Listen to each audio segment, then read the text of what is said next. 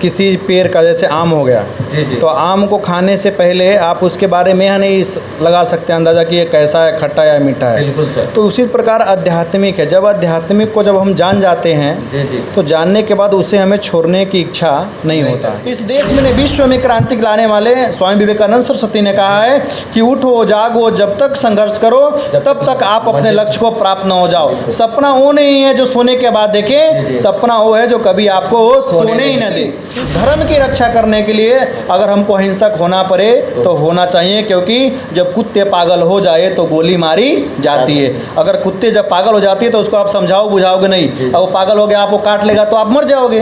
उसे काटने से पहले आप उसके मार दो। अब ये बोलेंगे अगर ये भड़काऊ है तो ऐसे भड़काऊ एक बार नहीं, मैं 1000 बार बोलूँगा, मैं बोलते क्रांति तक न्यूज भारतीय सशिक्षण के साथ अभी हम भाजपा युवा नेता योगी अखिलेश्वर दास बाबा जी के पास आए हुए हैं और इनसे खासकर अध्यात्म के बारे में चर्चा करेंगे। सबसे पहले आपको क्रांति तक न्यूज में बहुत बहुत धन्यवाद। क्रांति तक न्यूज आपका भी धन्यवाद और आपके दर्शकों का भी बहुत बहुत धन्यवाद। जी। और अपना परिचय दीजिएगा। मेरा नाम हुआ योगी अखिलेश्वर दास, जैसे कि आप जानते हैं बिहार भाजपा का मैं नेता हूं और एक महात्मा भी हूं। और आज युवाओं के बारे में क्या कहना चाहिए, खासकर अध्यात्म की ओर युवाओं का रुझान नहीं है? युवाओं का आध्यात्मिक और रुझान नहीं है ये कहना उचित नहीं होगा। युवाओं का युवा के बारे में बोलिए। युवाओं के रुझान है क्योंकि युवाओं को आध्यात्मिक के विषय में पता ही नहीं है। पता नहीं। जैसे कि आप किसी पेड़ का, जैसे आम हो गया, तो आम को खाने से पहले आप उसके बारे में यह नहीं लगा सकते अंदाज़ा कि ये कैसा है, खट्टा या मीठा है। बिल्कुल सर। तो उसी प्रकार आध्यात्मिक है। जब आध्यात्मिक को जब हम जान जाते हैं तो जानने के बाद उसे हमें छोड़ने की इच्छा नहीं होता। रही बात युवाओं को, हम उस देश में रहते हैं भारत में जहाँ पे 60% से ऊपर युवा रहता है। और युवा पीढ़ी एक ऐसा होता है कि जो भी कार्य को ठान ले वह कार्य करने में सक्षम होता है, क्योंकि यंगपना जो होता है, युवा जो होता है, युवान जो होता है, उस समय किसी भी कार्य में संघर्ष करने के लिए, किसी भी मंजिल को पाने के लिए उसके अंदर तटस्थ लक्ष्य होता है। रही बात आध्यात्मिक का, आध्यात्मिक के सिवा किसी भी जीव का विकास नहीं होता है और किसी भी धर्म का मूल उसका आध्यात्मिक होता है, उसका धर्म होता है। हम लोग एक श्लोक पढ़ते हैं, अहिंसा परमो धर्म, अहिंसा परमो धर्म, यानी अहिंसा नहीं करना चाहिए, परम धर्म है। लेकिन अहिंसा कहाँ नहीं करना चाहिए और कब करना चाहिए इसके विषय में हमें पता नहीं है। अब किसी निर्जीव व्यक्ति को जिसके अंदर कोई बल नहीं है, जो बहुत कमज़ोर है, उसको मार रहा है, और वहाँ पे अगर उसको बचाएंगे नहीं और बोलेंगे नहीं अहिंसा है, तो फिर अहिंसा किस काम का। लेकिन महर्षि वेद व्यास ने आगे लिखा, अहिंसा परमो धर्म, धर्म हिंसा तो देवच, किसी की रक्षा करना वो भी उससे बढ़कर अहिंसा है। यानी अहिंसा परमो धर्म, धर्म हिंसा तो देवच, धर्म के लिए हिंसा करना वो परम धर्म है। बहुत सारे लोग मंत्र पढ़ाते रहते हैं कि एक हिंदुत्व है। आजकल युवा पीढ़ी के अंदर में जय श्री राम वाले हिंदुत्व हो गया है, जय श्री राम क्रांतिकारी है। तो मैं यहाँ पहले बताना चाहता हूँ, जय श्री राम तो क्रांतिकारी है, परमात्मा का नाम है।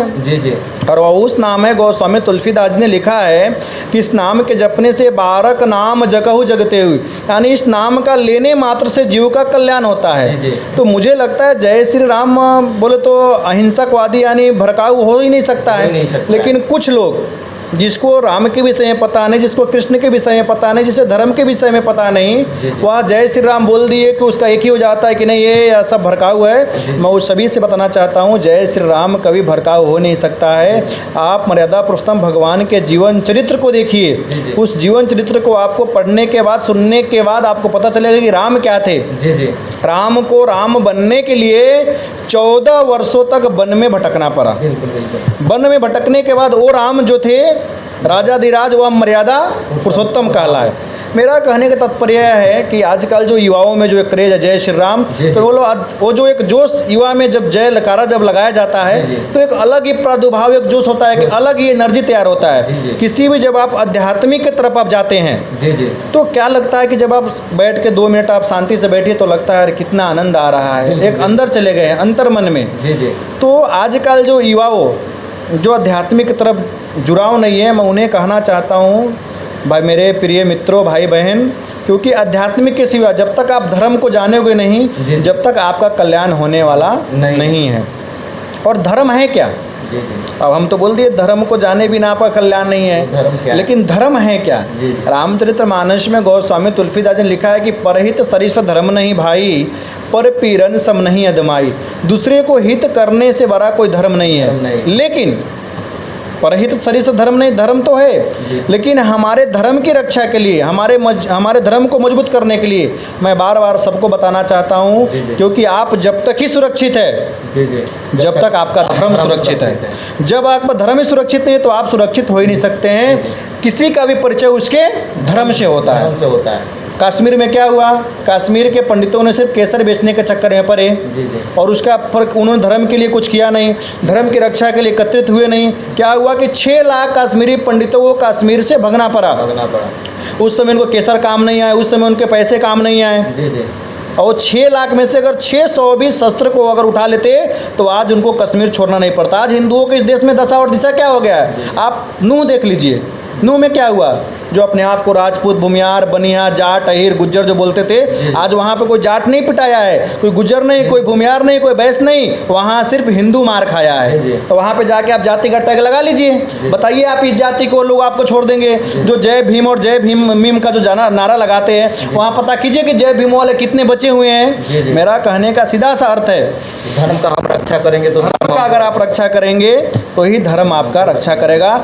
इसके लिए इस देश के सनातनी युवाओं को आगे आना पड़ेगा, क्योंकि युवा जब तक जागो जवान देश की वसुंधरा पुकारती, और जिस देश का युवा जिसकी रक्षा के लिए हुंकार बढ़ता है, मुझे लगता है वह काम असफल नहीं हो सकता, उसमें सफल होता। क्योंकि इस देश में विश्व में क्रांति लाने वाले स्वामी विवेकानंद सरस्वती ने कहा है कि उठो जागो, जब तक संघर्ष करो तब तक आप अपने लक्ष्य को प्राप्त न हो जाओ। सपना वो नहीं है जो सोने के बाद देखे, सपना वो है जो कभी आपको सोने ही न दे। इसलिए आपके माध्यम से क्रांति तक न्यूज के माध्यम से मैं पूरे युवाओं को और इस देश का एक युवा सन्यासी होने के नाते भी मैं आह्वान करता हूं कि आप धर्म से जुड़िए। आप अपने आप को जानिए कि मेरा आध्यात्मिक क्या है, सनातन क्या है, हम लोग कहाँ से हैं। अधिकतर हमारे हिंदू युवा भाई बहनों को हमारे वेद के विषय में पता है, वेद कितने हैं, गायत्री मंत्र क्या है, हमें सुबह उठकर क्या करना चाहिए। हमारे सनातन में हम वहाँ हैं जो सुबह उठने के बाद पहले हस्तों का दर्शन करते हैं और धरती को प्रणाम करते हैं। हम उतना ही अहिंसावादी है, लेकिन धर्म की रक्षा करने के लिए अगर हमको अहिंसक होना पड़े तो होना चाहिए, क्योंकि जब कुत्ते पागल हो जाए तो गोली मारी जाती है। अगर कुत्ते जब पागल हो जाती है तो उसको आप समझाओ बुझाओगे नहीं, अब वो पागल हो गया आपको काट लेगा तो आप मर जाओगे। उसे काटने से पहले आप उसके मार दो। अब ये बोलेंगे अगर ये भड़काऊ है तो ऐसे भड़काऊ एक बार नहीं, मैं 1000 बार बोलूँगा, मैं बोलते रहूँगा, ये कोई भड़काऊ नहीं है। आज के युग में आपके जैसे युवा को भी ज़रूरत है कि युवाओं को अध्यात्म के लिए प्रेरित करें। उसके लिए आप मतलब क्या करते हैं, अभी आगे प्लान क्या है, इसको बारे में कुछ बताइए। जैसे कि आपको पता है कि मैं एक बाल योगी हूँ। मैंने उम्र के 6 वर्ष की उम्र में मैंने घर द्वार को छोड़ा हूँ। और जहाँ तक मेरे बारे में जो लोग जानते हैं, एक सन्यासी का कर्तव्य सिर्फ एक मठ मंदिर तक के सीमित नहीं रह चुका है। धर्म का जागृति करना ही मेरा कर्तव्य है। राजनीतिक तो मेरा माध्यम है, लेकिन राजनीति के माध्यम से सोचिए, नृपति जो नीति न जाना, जो न प्रजाप्रिय प्राण समाना। राजनीतिक के बिना धर्म अधूरा है और धर्म के बिना राजनीतिक अधूरा है। और जब तक दोनों का समन्वय नहीं हो, जब तक ये चल सकता नहीं है। तो एक तो राजनीतिक मेरा माध्यम है, लेकिन उसके अंदर एक मेरा प्लेटफॉर्म है। उसके थ्रू मेन इस क्षेत्र में आने का जो मेरा एक लक्ष्य है शिवहर में, यह एक आध्यात्मिक दृष्टि से देखा जाए तो बहुत बड़ा जगह है। यह मिथिलांचल के कुछ भाग इसमें आता है। जैसे शिवहर से 15 किलोमीटर पे ही जानकी जन्मभूमि हो जाता है। बहुत बड़ा मुद्दा है सीतामढ़ी। आप देख रहे हैं विश्व का अयोध्या, हमारे आदरणीय प्रधानमंत्री नरेंद्र मोदी जी के सानिध्य में, उनके ही मेहनत से और आज कोर्ट ने तो आदेश दिया ही है, और आज राम मंदिर बन रहा है। ये सौभाग्य हम सभी के कि आने 2024 में हम लोग राम मंदिर का रामलला के दर्शन उस मंदिर में करेंगे, कर पाएंगे। आप वृंदावन में चले जाइए बरसाने में, तो राधा रानी का विशाल महल है। जी जी। लेकिन दुर्भाग्य है इस राज्य का, बिहार का, कि हमारे बगल में ही जानकी जन्मभूमि जी, है, जी। वहाँ किसी प्रकार से टूरिज्म का, टूरिस्ट का कोई व्यवस्था नहीं व्यवस्था है। नहीं। तो आपके माध्यम से मेरा बिहार सरकार से मांग है कि जानकी जन्मभूमि को भी शक्ति स्थल घोषित किया जाए, जी, जी। और जानकी जन्मभूमि को भी टूरिस्ट पैलेस पे घोषित विकसित किया जाए, कि देश विदेश से वहाँ पर्यटक आ सके, क्योंकि शक्ति का है। और टूरिस्ट एक ऐसी वस्तु होता है, एक ऐसी चीज़ है जहाँ से विकास बढ़ता है। जी जी। गुजरात में जब हमारे प्रधानमंत्री जी मुख्यमंत्री थे, जी जी। उस समय कच्छ एक क्षेत्र है, जी कच्छ क्षेत्र में बहुत बड़े बड़े मीडिया से और बड़े बड़े IAS IPS से पूछा गया कि कच्छ में हम क्या कर सकते हैं, ये तो बालू का रेत है, तो रेत में क्या बिजनेस होगा। जी जी। सब लास्ट में थक गए। प्रधानमंत्री जी को दिमाग में कि नहीं, इसको टूरिस्ट कर दिया जी, जाए, जी। तो वहाँ पे बड़े बड़े टूरिस्टों का व्यवस्था किया गया। आज गुजरात का 30% रेवेन्यू कच्छ देता है, जहाँ पे कुछ नहीं था। जी जी। तो एक आध्यात्मिक एक ऐसा जगह होता है जहाँ पे फूल वाले, वो किसी भी जाति के होते हैं, फूल वाले, माला वाले, वहाँ पे झाड़ू लगाने वाले, पोछा लगाने वाले, उसका माला बेचने वाले, कंठी बेचने वाले, ब्राह्मण तिलक लगाने वाले, सब का चलता है। एक राम मंदिर बन रहा है, लोग बोलते थे मेडिकल बना दो, लेकिन राम मंदिर से कितने लोगों का पेट चलेगा आप इसका अंदाजा नहीं लगा सकते। मंदिर से कितने लोगों को रोजगार भी मिल सकता है। कहीं भी देख लीजिए मंदिर में, जी जी। कहीं मंदिर बनता है तो वहाँ की जगह के भाव बढ़ जाता है महाराज। बहुत बढ़ और वहीं जाता है। कहीं आप मस्जिद बना दो ना, तो वहाँ के रेटे गिर जाएगा। आप बोलेंगे अबे भड़काऊ है। जी, जी। भड़काऊ कैसे है? बताइए आप कैसे कर रहे हैं। लोग बोलते हैं ना कि ऐसे अगर विषय पे अगर बोलोगे तो भड़काऊ नहीं हो सकता जी, है। जी। जहाँ पे 2-4-10 हिंदू लोग हो गए, वहाँ एक मंदिर बन गया, वहाँ पे आप कोई भी ज़मीन है उसका रेट बढ़ जाता है। क्यों बढ़ता है? क्योंकि हम लोग एक साथ एक ऐसे व्यवहार करते हैं। अब यहाँ पे हम लोग 10 है, जी जी। 10 में अगर एक मुस्लिम यहाँ पर रहेगा ना, तो हम उसको सुरक्षित रखेंगे। जी जी। और 10 में से अगर वो 9 मुस्लिम और 1 हिंदू है तो सुरक्षित नहीं रहेगा, उसको छोड़कर जाना पड़ेगा। जी जी। तो ये मेरा कोई भड़काऊ बयान नहीं है, भड़काऊ कोई मेरा ये भाषण भी नहीं है। लेकिन मेरा एक ही कहना है, धर्म की रक्षा के लिए आप सज रहो। जब तक धर्म सुरक्षित नहीं है मेरे मित्रों, जब तक आप सुरक्षित नहीं हैं, धर्म सुरक्षित रहेगा तो ही आप सुरक्षित रहेंगे। और